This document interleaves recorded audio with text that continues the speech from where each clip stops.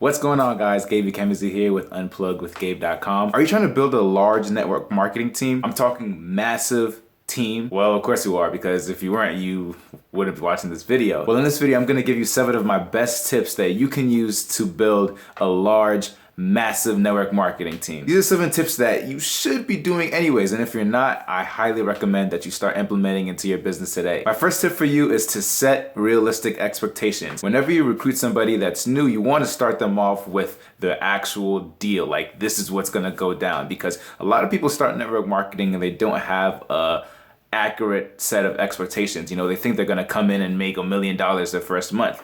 You got to break the ice and you got to let them know, look, this is going to take hard work, this is going to take dedication, and might take some time. You're not going to be making thousands of dollars your first run around. You know, it's going to take some time to build up the skill sets in order to be successful in this. So set them up with the right expectations, because if you do that, that kind of deters disappointment later on. Tip number 2 is be an example of what you want your team to be, right? You are the team leader if you are building a team. So you need to make sure that you're doing what you want your team to do. You know why? Because your team is going to be following what you do. So if you are not recruiting, then they're not going to be recruiting. If you go into manager mode and start trying to manage everybody, your team is going to do that. And that's a very quick way for your team to start crumbling. Tip number 3, start them quick and more will stick. Basically means whenever you recruit somebody into your team, get them all going fast. Help them make their first sales as quickly as possible, because the quicker that they get results, the more likely that they're going to be motivated, the more likely they're going to stay, and the more people you're going to get to stay if you get them to get results sooner than later. Tip number 4 is focus your energy on the pockets of people that are producing the most results. No, I'm not saying neglect some of your team.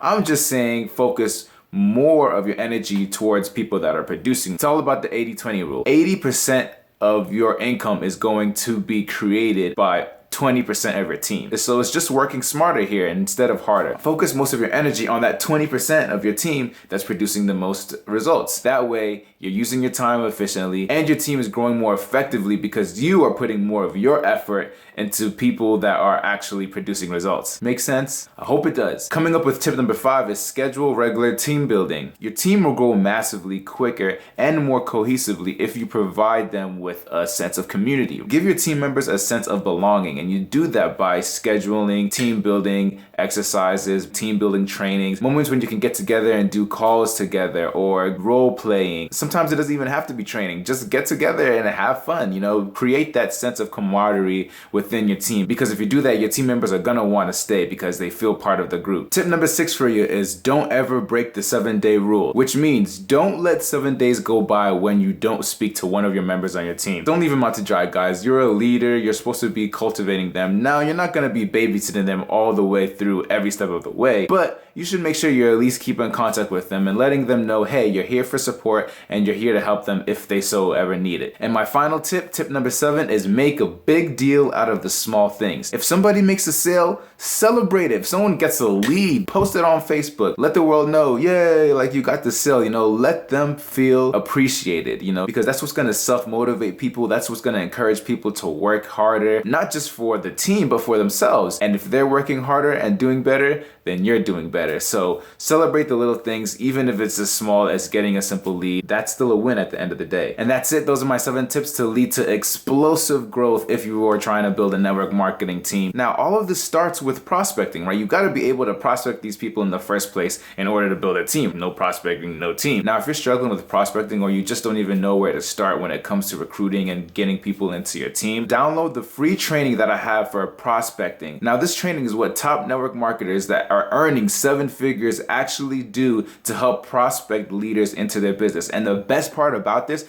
is you could do this brand new as a newbie. If you don't even know where to begin when it comes to prospecting, this training is for you. So go ahead, click the link down below in the description, take advantage of this free training that you can use to learn how to prospect people. I hope this video was valuable for you guys. Now, there are plenty of tips out there on how to build a network marketing team. If you have any suggestions, go ahead and leave a comment down below. I'd love to hear your suggestions. Also, if you like this video, feel free to give it a thumbs up, as well as share it with anybody else that you might think may gain some value. And don't forget to subscribe to my page, where I'll be bringing you more tips on how to be successful and how to grow the business of your dreams. Thanks guys for watching. See you on the next video.